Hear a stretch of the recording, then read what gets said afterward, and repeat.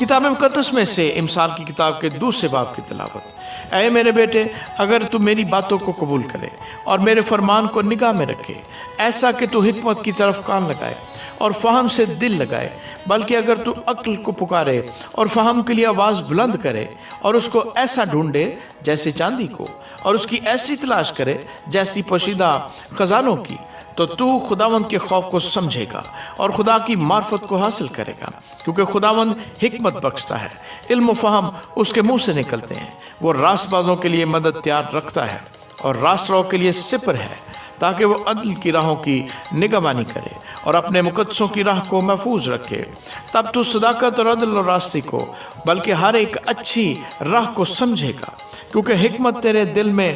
داخل ہوگی اور علم تیری جان کو مرغوب ہوگا،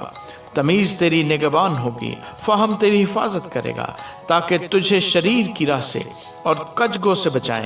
جو راست بازی کی راہ کو ترک کرتے ہیں تاکہ تاریکی کی راہوں میں چلیں،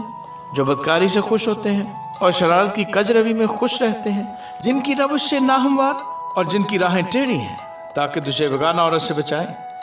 یعنی چکنی چپڑی باتیں کرنے والی پرائی عورت سے،